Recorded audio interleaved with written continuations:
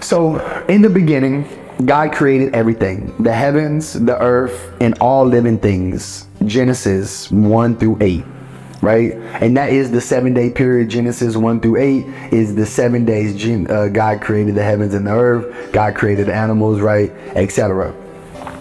Everything in nature, all animals and plants, relies on God for everything they need. But there's one unique thing about humans: we have the power to choose. In my own life, I've learned that having the ability to choose in it is an incredible gift. I can believe in what I want. I can feel love or hate towards anybody, anything, or anyone. It's like being able to make decisions all on my own.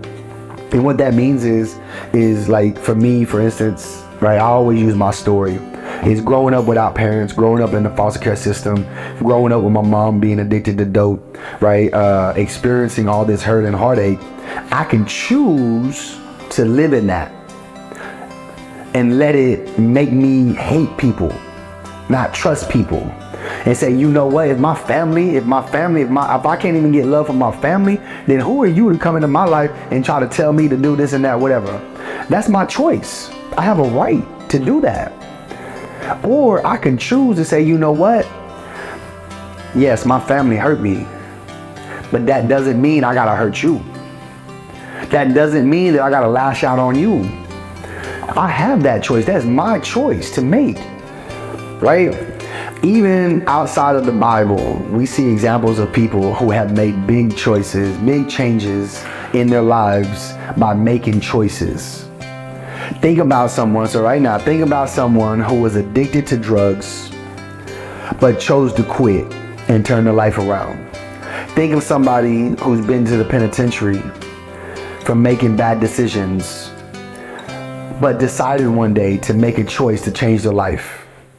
Think about somebody who used to do the most horrifying things to people and have changed their life around to do something else. Think about somebody who has hurt you, but you saw them today or on Facebook or somewhere else, and you see that they're living a different life than the way that they used to live when you knew them, right? And there's perfect examples of these people, right? You can go on YouTube, you can go on Google. If you don't know nobody personally, right? Well, I'm one of them, right? So you can say you know me, right? I can pull up my track record. I can pull up my criminal record, right? I was in the penitentiary. I sold drugs. I gang bang. I beat up people for no reason, right? You looked at me wrong, I beat you up, period, right? I had females working for me, right? Everything. Like I used to neglect and treat people horrible. But today I do everything I can to try to help people, right? It wasn't because of anything else but a choice that I made. But this choice didn't come because I was just here. This choice came because God gave me this choice. This is the gift that He gave me. I can either continue down that destructive path, or I can choose to fight to do something better with my life, right? Now let's look at examples from the Bible.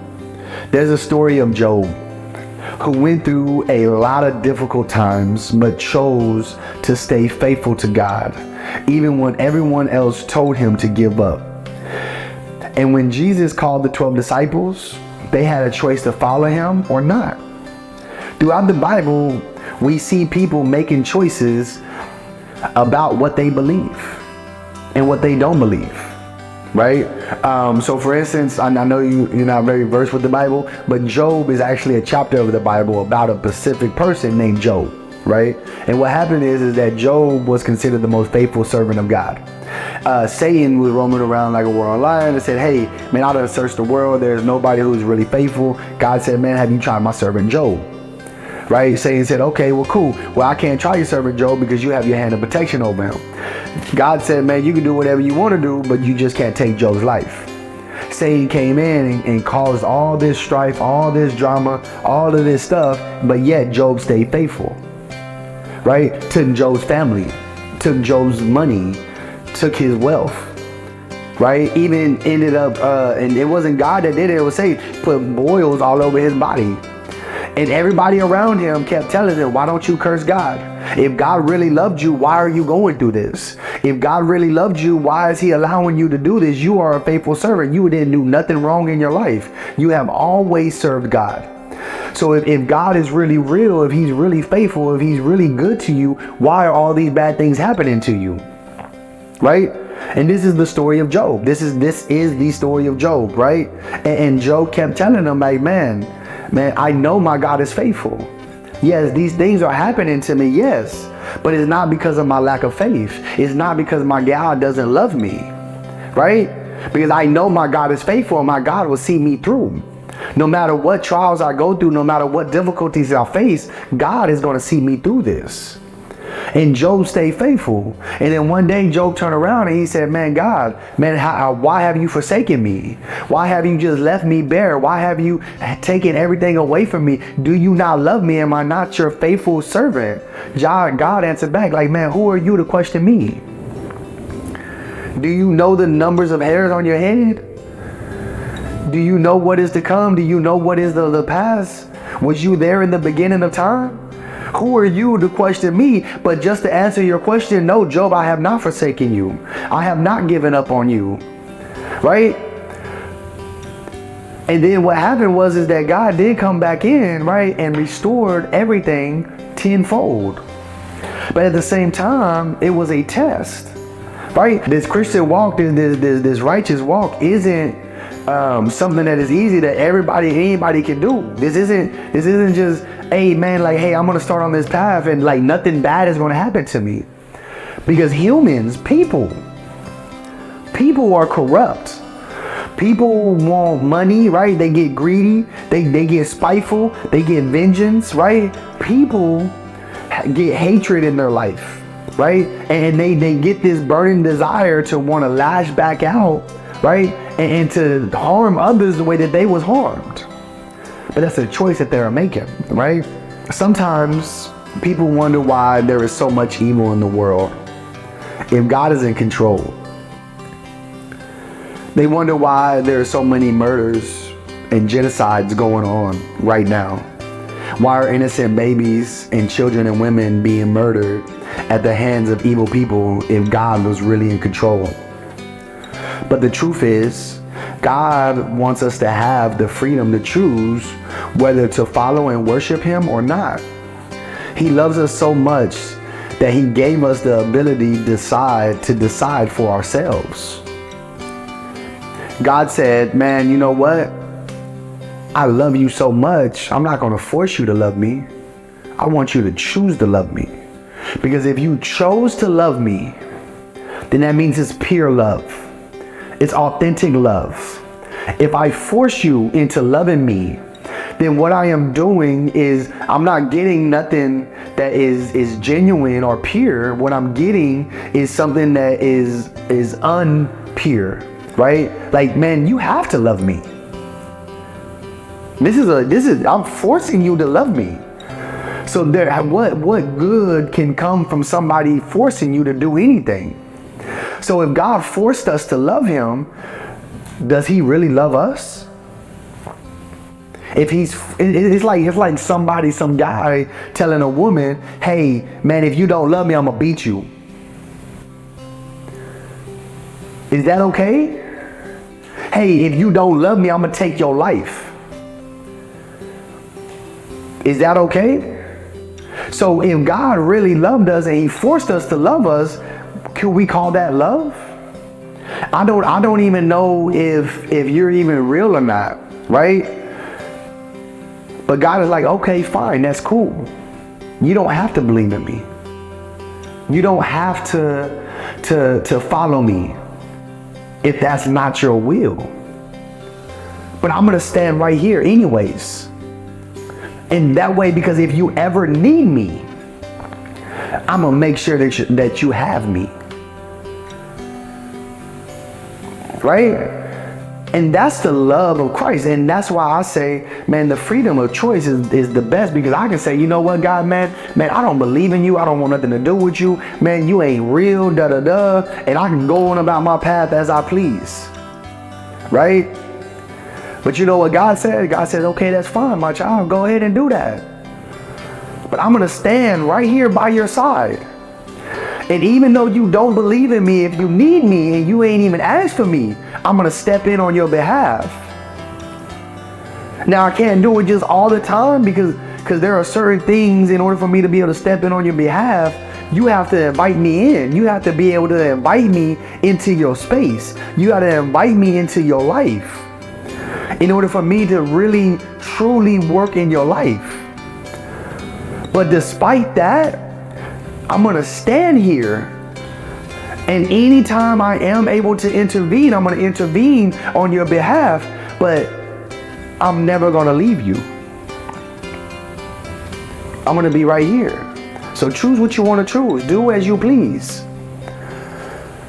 And unfortunately, right, somebody who walked around committing murder and a serial murderer, right? If that man truly in his heart repented for his sins and asked Christ to come into his life, and he was truly repentful, meaning that he was truly remorseful for the sins that he has committed, God will come into that man's life and heal him from the inside out.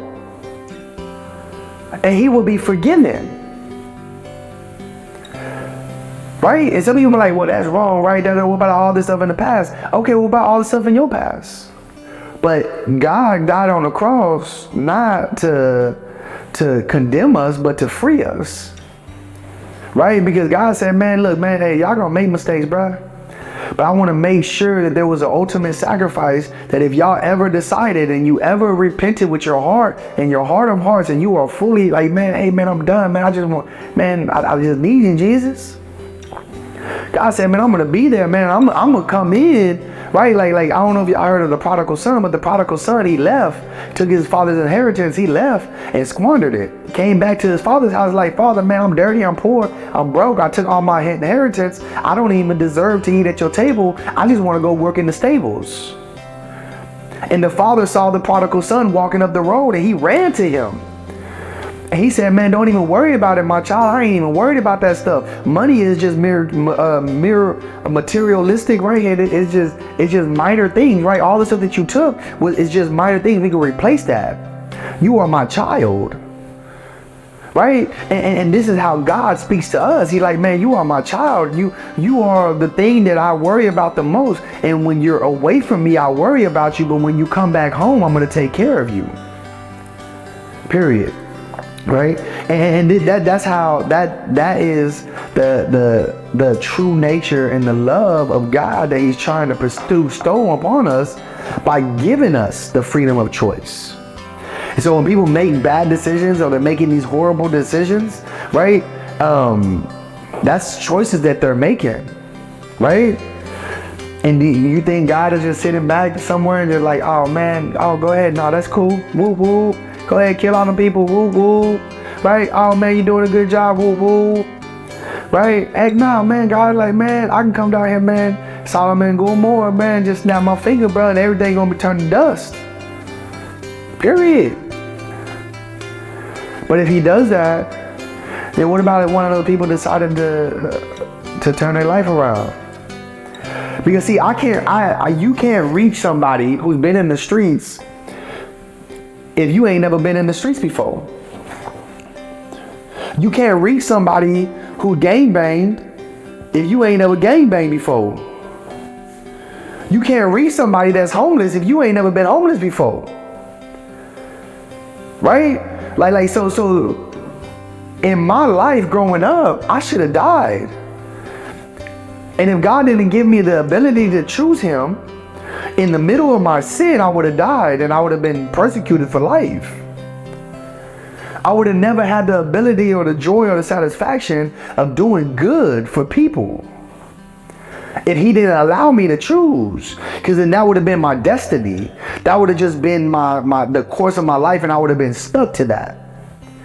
But just because life wrote me off as a gangbanger and a dope dealer and a convict doesn't mean I have to live to those terms. At any point in time, I can change the course of my life. I'm heading down a wrong path, I can choose at any moment to stop and say, hey, you know what? I'm not doing this no more. I see where it's going to get me. I'm going to choose to go this way. And then I actually get the ability to have a family, my own family. I created my own family. I am the eldest in my family.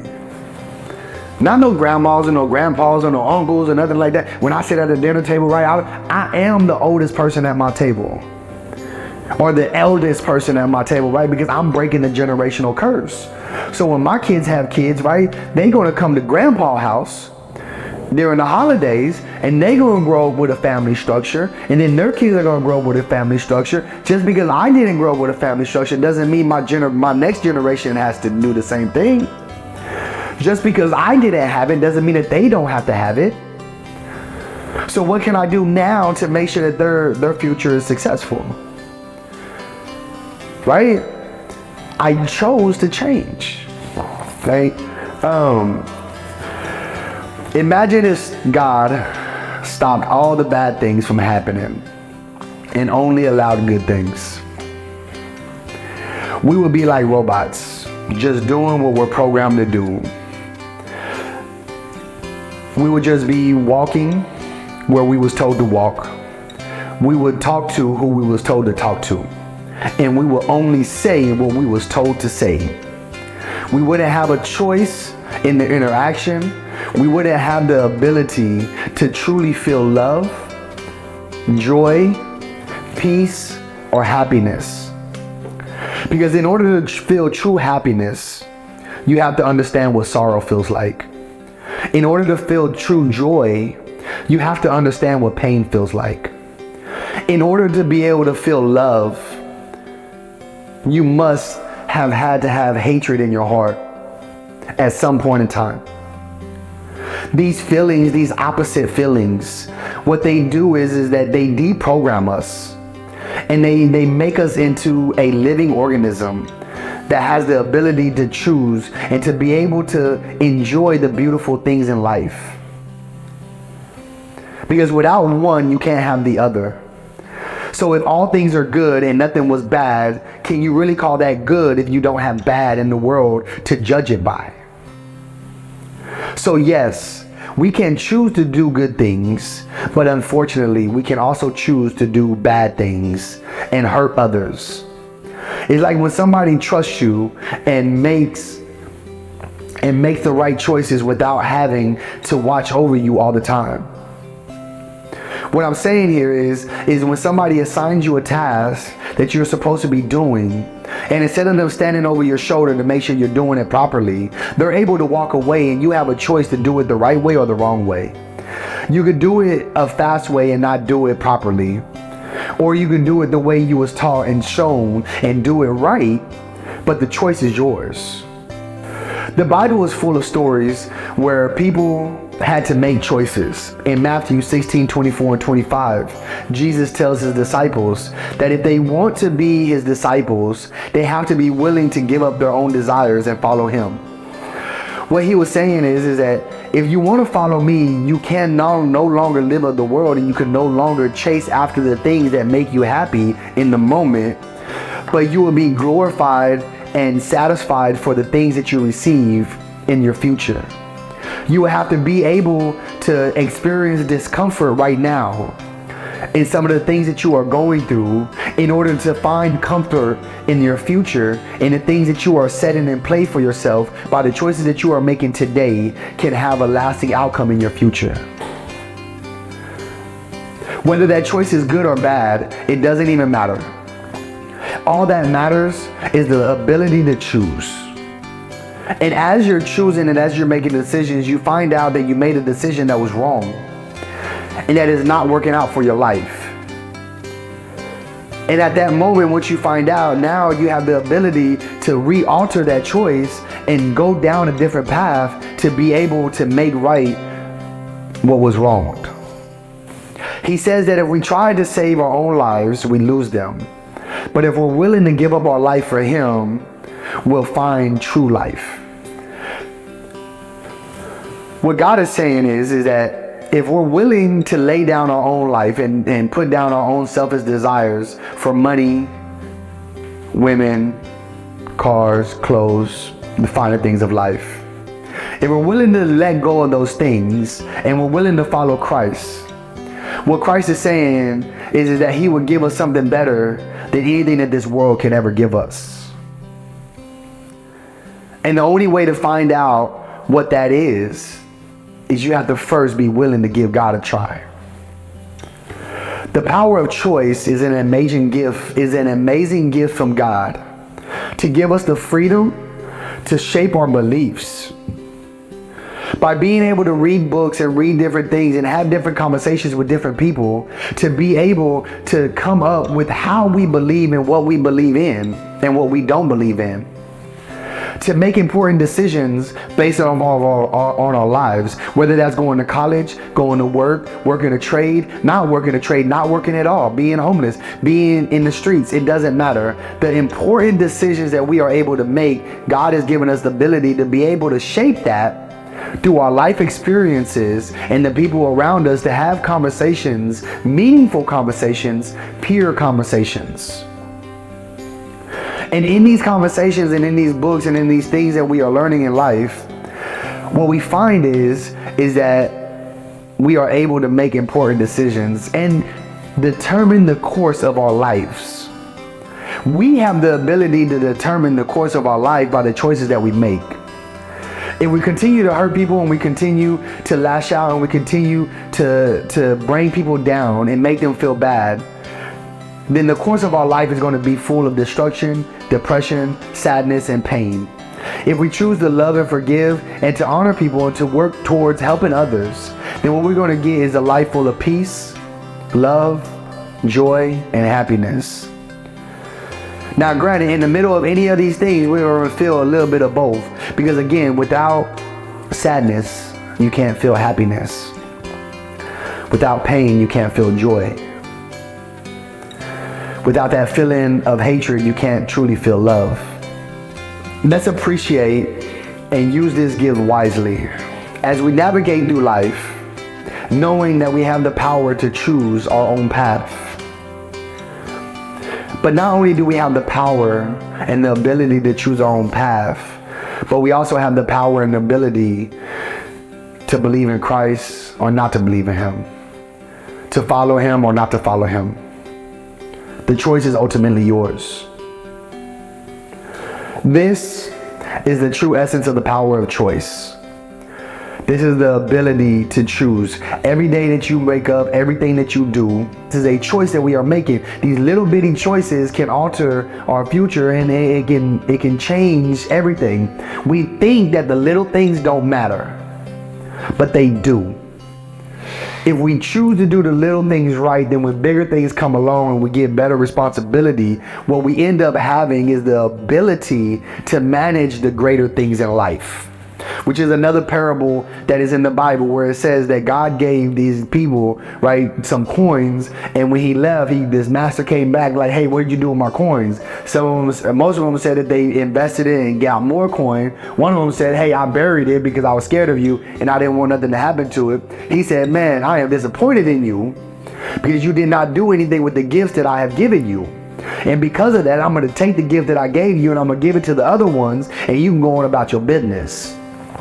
Right? God is saying that he has given each one of us a gift and a talent to be able to utilize, to be able to build his kingdom, but not only that, but to be able to glorify others. And so the power of choice, right, is the ability to be able to choose, right or wrong, good or bad, love or hate, happiness or sadness, joy or pain, right?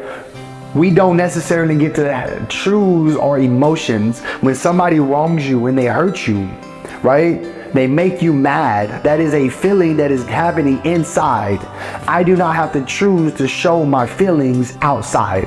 I do not have to choose to lash out back at you just because you're lashing out at me. I can choose to keep my composure, right? And to maintain and to be able to rectify the situation without lashing out and turning into a fight, right? With that is the lesson.